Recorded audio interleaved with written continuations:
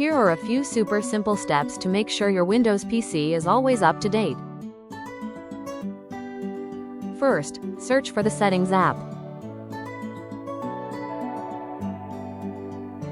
Step 2. In the Settings app, click on Update and Security. Step 3. Make sure that Get the latest updates as soon as they're available is turned on.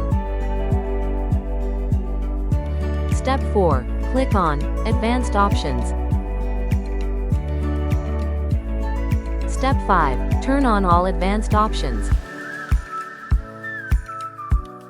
Congratulations! Your Windows computer is now configured to stay up to date. This video was brought to you by Information Results Corporation. We take care of your technology assets, allowing your team to focus on what they do best. Contact us today.